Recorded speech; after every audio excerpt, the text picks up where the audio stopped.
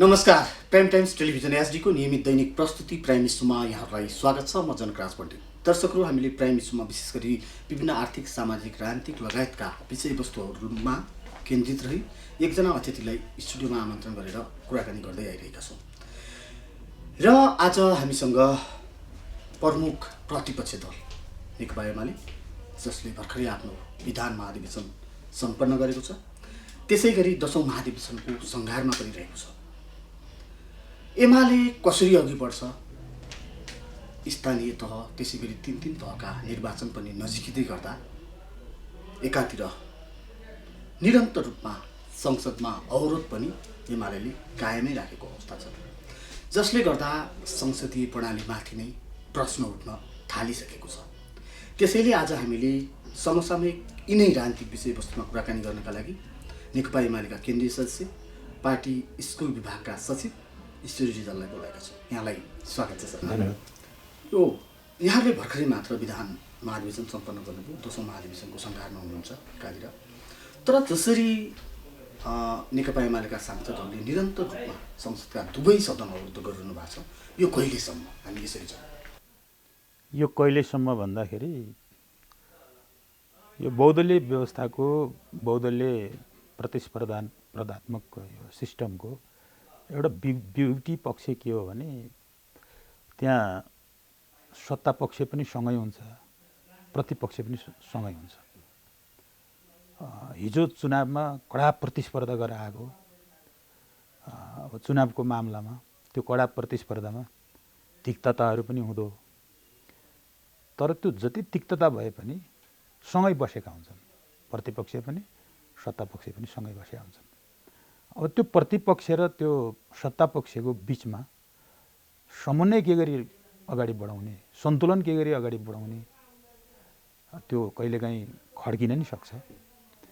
त्यसलाई चाहिँ सन्तुलित ढङ्गले त्यस्तो कडा प्रतिस्पर्धाको बिचबाट आएका सत्तापक्ष र प्रतिपक्षलाई सन्तुलित ढङ्गले अगाडि बढाउनका निम्ति त्यसको नेतृत्व र विधि त्यो स्वतन्त्र हुन्छ। सदनको नेतृत्व पनि स्वतन्त्र हुन्छ, जसलाई हामी सभामुख भन्छौँ, र त्यो सदन सञ्चालन गर्ने विधि पनि सत्तापक्षका लागि भिन्न, प्रतिपक्षको लागि भिन्न हुँदैन। नेतृत्व पनि सत्तापक्षतिर अलिकति टिल्ट हुने, ढल्किने, प्रतिपक्षतिर अलिकति टेढो आँखाले हेर्ने, यस्तो हुँदैन। तर यहाँहरूलाई मैले यसैमा जोडेँ, दुई पटक संसद विघटन गर्नुभयो। मैले यो आउँछु, मैले तपाईँलाई निवेदन गर्छु, सत्ता त्यसरी जब त्यो विधि त्यो एकाङ्गी ढङ्गले त्यो विधि मिच्ने काम हुन्छ, नेतृत्वले पनि प्रतिपक्षतिर टेढो आँखा लगाउने, सत्तापक्षतिर ज्यादै ढल्किने, ज्यादा लच्किने, त्यो खालको जब प्रवृत्ति पैदा हुन्छ, सन्तुलित बनाउनु त्यो दुईवटा कुराले हो। एउटा नेतृत्वले हो, एउटा चाहिँ त्यहाँको विधिले हो। तपाईँ भन्नुहोस्, म जनकजीलाई सोध्न चाहन्छु, नेतृत्वले र त्यहाँको विधिले जुन माग गर्छ, त्यो माग गरे अनुरूप नेतृत्वको त्यहाँ भूमिका देखा परेन। सत्तापक्षतिर ढल्केको त्यो भूमिका आज देशले महसुस गरेको छ। मैले कुनै उदाहरण दिनु पर्दैन, यो बारेमा धेरै बहस भएको छ। त्यसकारण हाम्रो कुरा के हो भनेदेखि, हाम्रो आशय, हाम्रो माग के हो भनेदेखि, त्यो सदनलाई प्रतिपक्ष र सत्तापक्ष सँगै बसेर सन्तुलित ढङ्गले जुन सदनलाई अगाडि बढाउनु पर्ने मान्यता हो, मूल्य हो, परम्परा हो, त्यसको बर्खिलाप गरिसकेपछि, नेतृत्वद्वारा त्यसको बर्खिलाप गरिसकेपछि अब जहिलेसम्म चाहिँ नेतृत्वले त्यसलाई स्वीकार गर्नुहुनेछ। होइन, यहाँहरूले त प्रधानमन्त्री बोलाएको सर्वदलीय बैठकै बहिष्कार गर्नुहुन्छ, कसरी समाधान निस्किन्छ अनि? होइन, त्यो त्यस्तो होइन। समाधान त त्यो सर्वदलीय बैठक बोलाएर समाधान होइन। जुन चिज उहाँले, जुन सदनको नेताले जुन चिजको बर्खिलाप गर्नुभयो, त्यहाँनिर आउनु पर्यो। त्यहाँनिर सर्वदलीय बैठक बोलाएर तपाईँ रोग एकातिर छ, औषधि अर्कोतिर लाग्छ। होइन, अदालतमा मुद्दा विचाराधीन अवस्थामा छ। यहाँहरूको जुन माग थियो, त्यो मागभन्दा फरक रहेर नयाँ दल निर्वाचन आयोगले स्वीकृत गरेर गठन भइसकेको अवस्था छ। फेरि हामीले पुराना नजिर हेर्ने हो भने यहाँहरूकै उपनेता सुभाष नेमाङले 56 दिनसम्म पनि अड्काएर राख्नुभएको इतिहास पनि छ। यसै गरी होइन भन्नाले के यहाँहरूलाई लाग्ने गरेको आरोप हिजो मात्रै गठबन्धन दलका अध्यक्ष भन्न गठबन्धन दलको मध्येको एक दल नेकपा माओवादी केन्द्रका अध्यक्ष पुष्पकमल दाहालले स्पष्ट भन्नुभएको छ केपी ओलीलाई संसदको मायै छैन, किन संसद आउनु पर्यो, दुई पटक संसद विघटन गर्ने मान्छे किन संसदमा आएर नाटक गर्नु पर्यो भन्नुभएको छ नि त। 2048 सालमा पहिलो निर्वाचन भयो। त्यो पहिलो निर्वाचनदेखि प्राय निरन्तर रूपमा संसदमा हुनुहुन्छ केपी शर्मा ओली, नेकपा एमालेको अध्यक्ष। संसदमा बसेर संसदीय मूल्य मान्यताभित्र रहेर कुशल भूमिका खेल्नु भएको छ।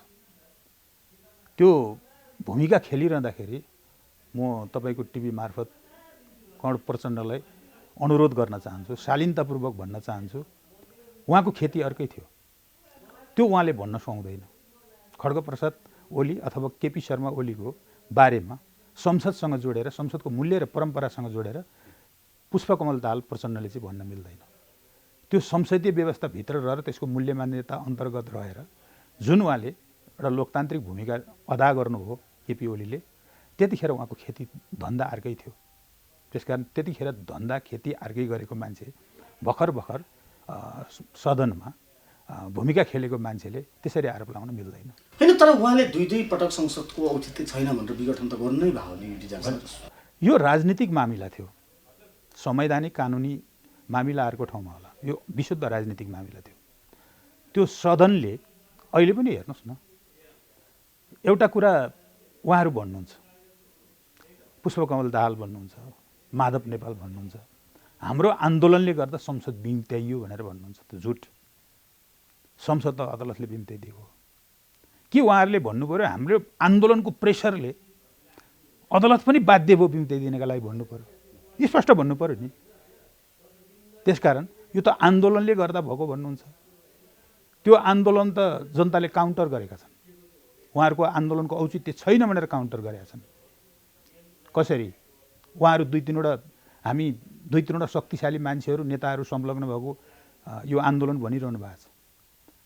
हामी त जो केपी ओलीको नेतृत्वमा नेकपा एमाले त्यतिखेर चाहिँ जुन अस्तव्यस्त बनाउने अराजकतातिर लाने कोसिस गर्नुभएको थियो, धरपकड गर्नुभएको थियो, त्यसको काउन्टरमा जनता उतार्ने काम गर्यो। सकभर मुलुकलाई अस्थिरतातिर मुलुक नजाओस् भन्ने उद्देश्यले त्यसको काउन्टर पार्टमा जनता उर्लेका छैनन्।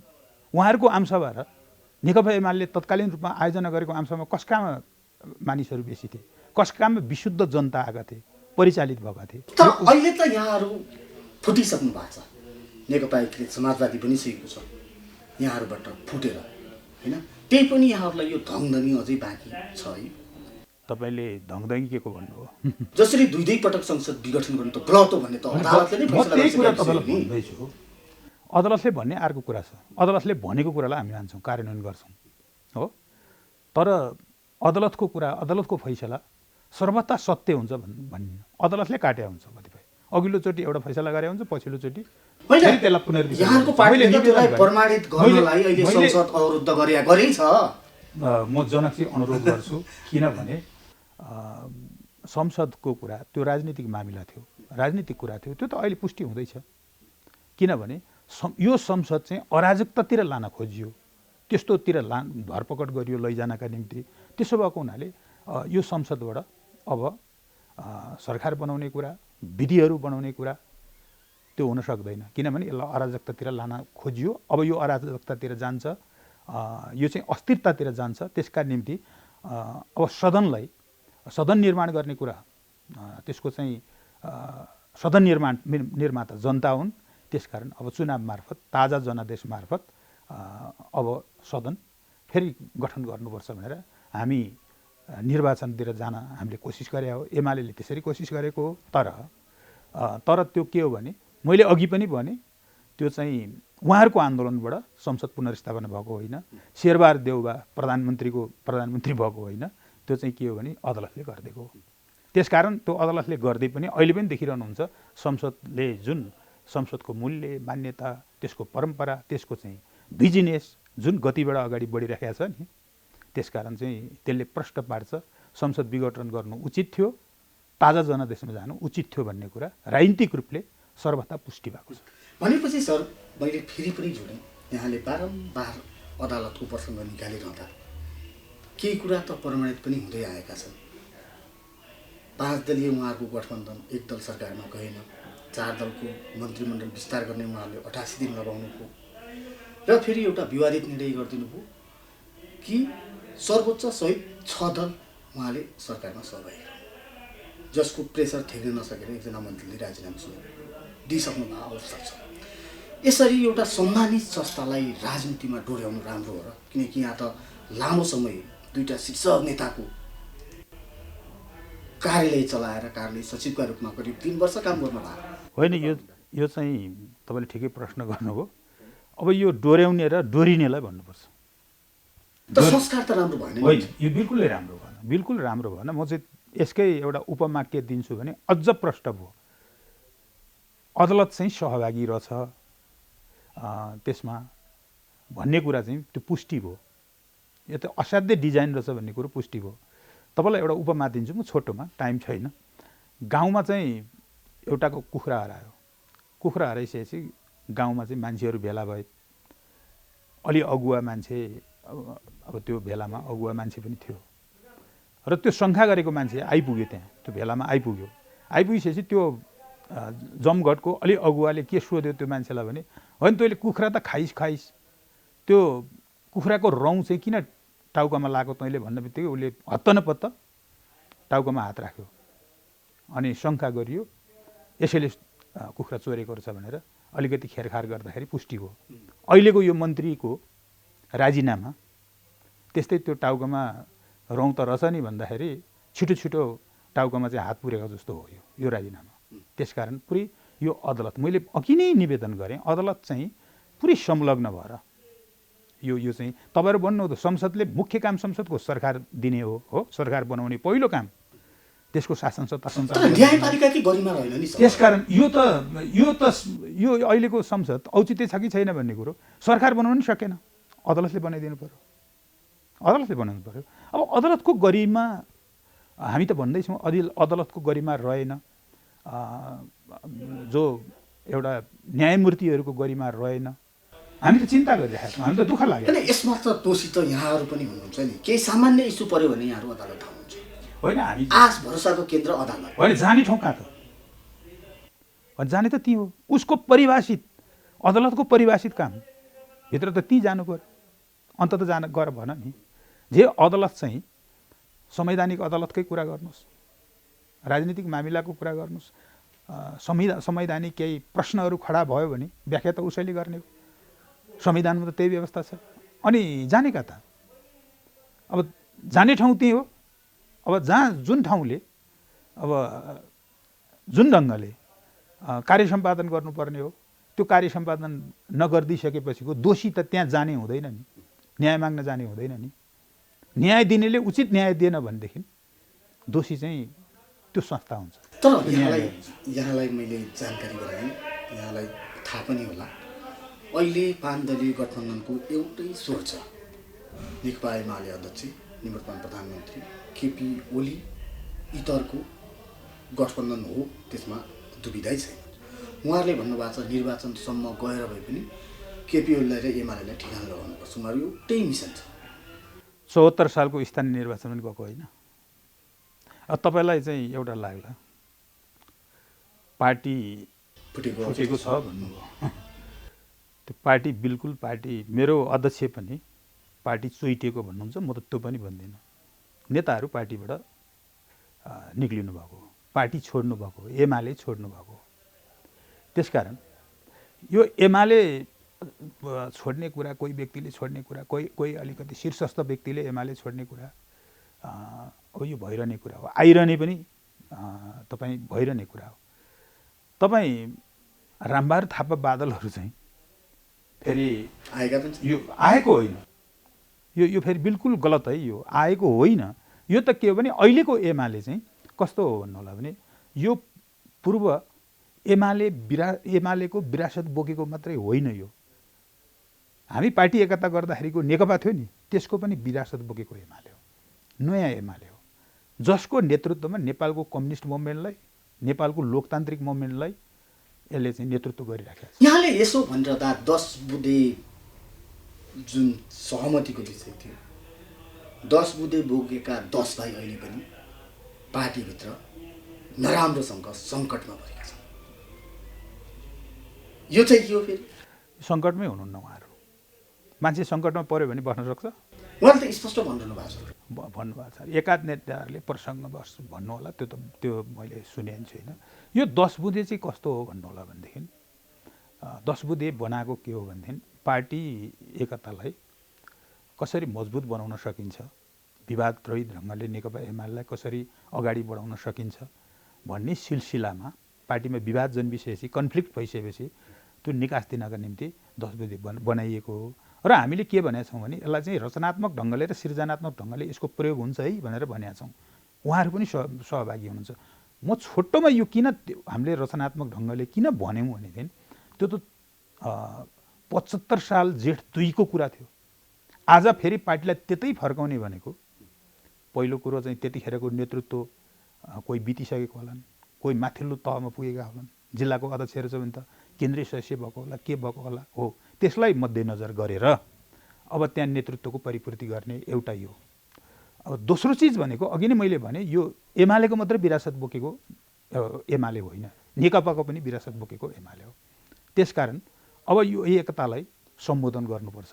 त्यो सम्बोधन गर्दा 10 बुँदेले बाधा अडचन खडा गर्नु हुँदैन। दोस्रो कुरा यो।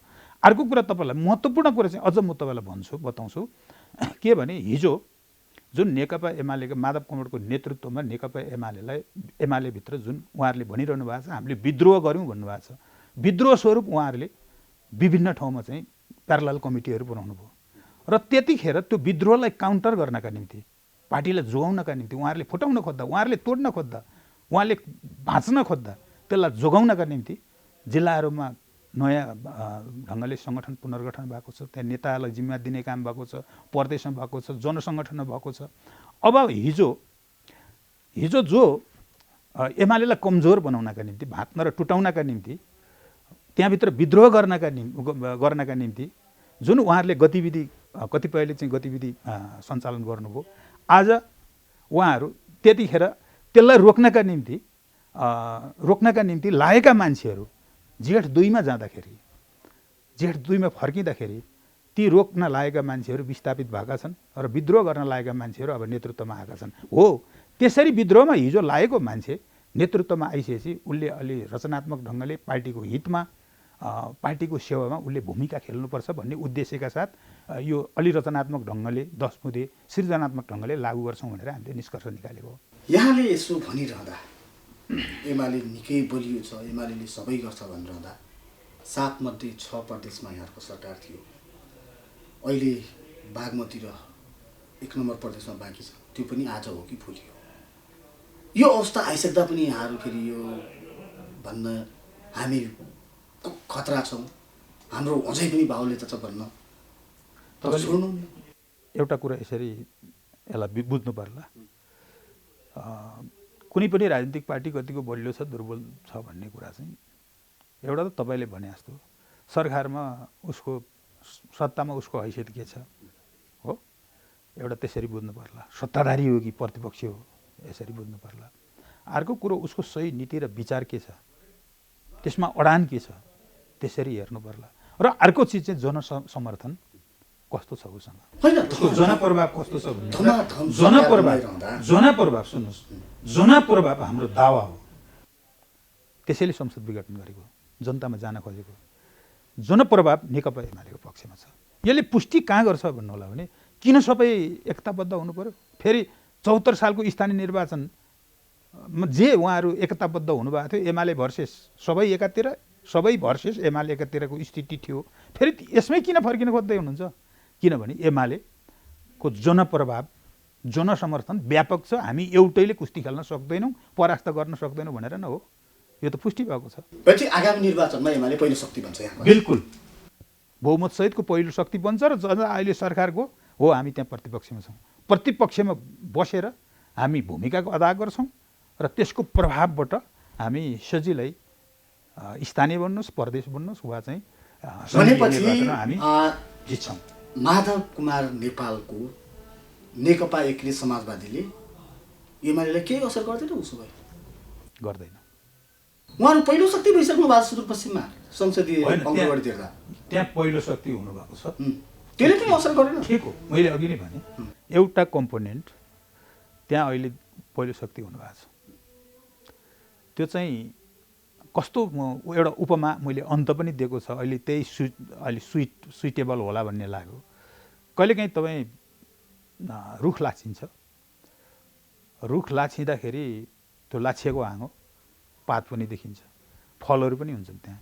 मान्छेलाई यो त रुखै रहेछ भन्ने भ्रम हुन्छ। पात पनि छ, हरियो हरियो जस्तै छ, फल पनि छ, तर समय बित्दै जान्छ, कालान्तरमा ती सबै पातहरू पनि सुक्नेछन्, त्यो फलहरू पनि कुहिएर झर्नेछन्। त्यसकारण यो ज्वरो माटोमा चाहिँ जोडो गाडिएको होइन आज माधव कौँडको पार्टी। किनभने ज्वरोसहितको रुख त एमाले हो, एउटा हाँगो लाछिएको हो। हस्, यहाँको अमूल्य समय र विचारका लागि यहाँलाई धेरै धेरै धन्यवाद। ल, यहाँहरूलाई पनि धेरै धेरै धन्यवाद। तपाईँको जनकजी र जनकजीको परिवार, यो प्राइम टिभी परिवार र तपाईँको टिभी मार्फत आम नेपाली जनतालाई बडा दशैँको हार्दिक मङ्गलमय शुभकामना व्यक्त गर्न चाहन्छु। हस्, दर्शकहरू, उहाँ हुनुहुन्थ्यो नेकपा एमालेका केन्द्रीय सदस्य एवं पार्टी स्कुल विभागका सचिव ईश्वर रिजाल। उहाँसँगको कुराकानी अहिलेलाई यति नै। हामी निरन्तर रूपमा यहाँहरूमा प्राइम टाइम्स टेलिभिजन एसडी मार्फत उपस्थित हुने नै छौँ। हेर्दै गर्नुहोला प्राइम टाइम्स टेलिभिजन। अहिलेलाई पनि बिदा दिनुहोस्। नमस्कार।